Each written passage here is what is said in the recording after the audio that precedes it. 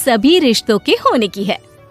अरे बहू, मेरे और तेरे ससुर जी की रोटी मत बनाना, मैं बना लूंगी, दिन तक ठंडी हो जाती है। बहू जो कि एक वर्किंग लेडी थी।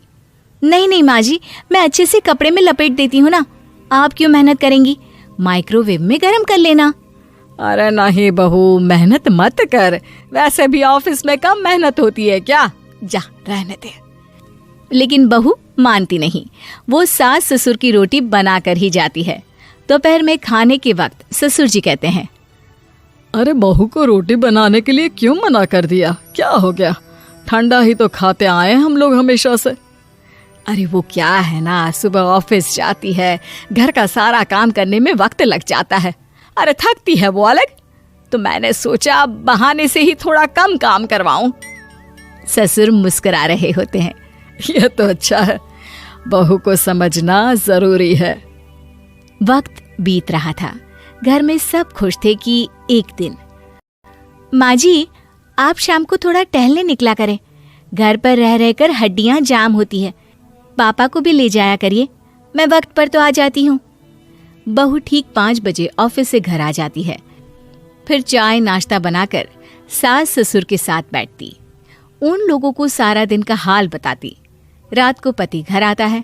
क्या बात है बेटा, ऑफिस से आकर कभी हम लोगों के साथ भी बैठा कर।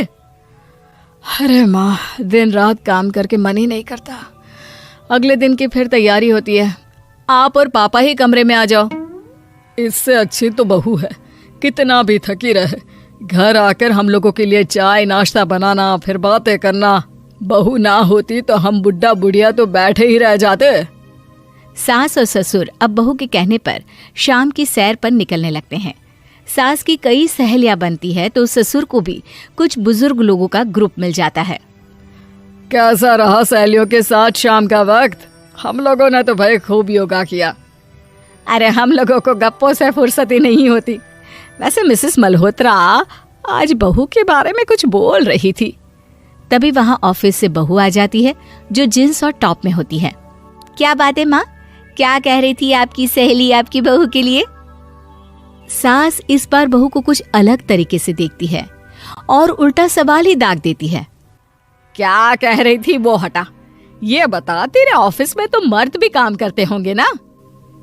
बहू जो अब तक मजाक कर रही थी वो सीरियस हो जाती है। मर्द होंगे नहीं माँ जी, मर्द ही ज्यादा हैं, हम 5 ही लड़कियां हैं ऑफिस में। अरे तो अच्छा लगता है क्या ऐसे कपड़े पहनती हो? कल से तुम ना साड़ी पहनकर ऑफिस जाना, और हाँ, शाम का नाश्ता थोड़ा जल्दी बनाया करो, नाश्ता बनाकर बाद में ही ऑफिस के कपड़े चेंज करने जाना। बहू को समझ में नहीं आता कि सास को हो क्या गया है, लेकिन वो कुछ नहीं कहती, सीधे किचन में जाकर चाय नाश्ता बनाती है और सास ससुर को दे देती है। अगले रोज बहू ऑफिस के लिए तैयार होती है तो खूब सुंदर सी साड़ी पहनती है और ऑफिस के लिए निकलने से पहले सास और ससुर के पैर छूती है और निकल जाती है। क्या बात है, आज मेधा के ऑफिस में लग रहा है कोई फंक्शन है। अच्छा, पता नहीं, मुझे तो बताया नहीं, वैसे तो सारी बात करती रहती है। अरे देखा नहीं कैसे साड़ी पहनकर जा रही थी? अरे वो तो मैंने ही बोला है उसे। अरे अच्छा लगता है क्या रोज रोज ऐसे सूट या जींस में जाना?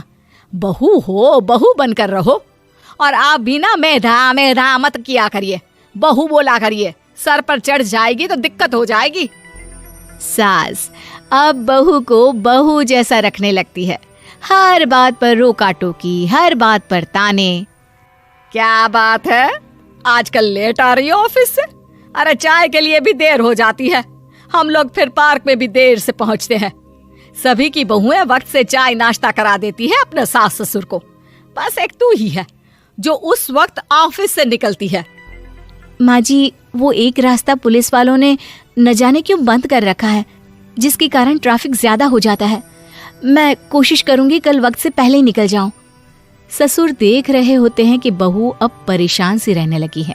एक रोज, मेधा, बेटी मेधा। जी पिताजी। बेटा देख जरा कौन सी टी शर्ट अच्छी लग रही है। वो क्या है ना, शाम को सब बदल बदल कर टी शर्ट पहनते हैं, मैं भी सोच रहा हूँ कि आज कुछ अच्छा सा पहन कर जाऊं। हाँ पिताजी, ये सही है, ये लाल वाली ना बहुत जचेगी आप पर, मेरे पापा पर भी डार्क रंग बहुत जचता है। क्या चल रहा है? अरे ससुर के सामने घूंघट तो छोड़ो, ऊपर से रंग बताया जा रहा है टी शर्ट का। अरे बहू, कोई संस्कार दिए नहीं है क्या तेरी माँ ने? बहू इस बार बहुत निराश हो जाती है। वो वहां से तुरंत अपने कमरे में चली जाती है। अब बहू घर का सारा काम करती, ऑफिस जाती, लेकिन साड़ी और सर पर पल्ला लेकर। एक बार पड़ोसन उनके घर आती है। वाह सुमित्रा बहन, बहू का तो रूप ही बदल दिया। ठीक किया, बहू बहू जैसी ही अच्छी लगती है। अच्छा चलती हूँ मैं। पड़ोसन के जाने के बाद सास बड़ी अकड़ के साथ कहती है, देखा मेरा कमाल, कैसे मैंने मेधा बहू को कंट्रोल में कर लिया। अब बारी ससुर के बोलने की थी। हाँ सुमित्रा, बिल्कुल ये काम तो किया है तुमने, लेकिन कभी सोचा क्या खो दिया? क्या खो दिया? मैंने तो कुछ नहीं खोया जी। खोया है, पहले बहू जब ऑफिस जाती तुम्हारे पैर छूकर तुम्हें गले लगाती, लेकिन अब सिर्फ पैर छूती है। हाँ जी, ये बात तो आप ठीक बोल रहे हैं। पहले घंटों हम लोगों से बात करती, कमरे में ना जाती, ऑफिस से आते ही खुद की चाय, खाना, नाश्ता सब हम लोगों के साथ करती, सारी बात बताती। लेकिन क्या तुम्हें पता है, बहू की तबीयत खराब चल रही है, वो माँ बनने वाली है। ये बात मुझे बेटे ने बताई कि तुम्हें बता दूं। अब सास की आंख में आंसू थे। वो समझ गई थी कि लोगों के कहने में आकर उसने क्या खो दिया। शाम को बहू घर आती है तो माँ किचन में पकोड़े तल रही होती है। अरे माँ जी, आप रहने दीजिए ना, मैं आ तो रही थी। अरे नहीं, जा तू चेंज कर ले, मैं नाश्ता और चाय टेबल पर ही लगा रही हूँ मेधा। सास के मुंह से अपना नाम सुनकर बहू को बहुत अच्छा लगता है। माँ जी, कोई गलती हो गई है क्या? मेरे होते हुए आप काम करें, ये ठीक नहीं है। संस्कारी और समझदार बहू सास को माँ समझती है, लेकिन सास की बेवकूफी उसे सास ही बनाकर रखती है। बहू, मुझे भी थोड़े संस्कार और समझदार बनने का मौका दे, जिससे मैं भी बहू नहीं बेटी को देखूं तुझ में। और हाँ, मेरा होने वाला पोता क्या कहेगा कि दादी ने तो मेरी माँ को बहुत परेशान किया। बहू सास को गले लगा लेती है। नहीं माँ जी, वो कहेगा कि माँ को तो दादी ने बेटी बनाकर रखा है।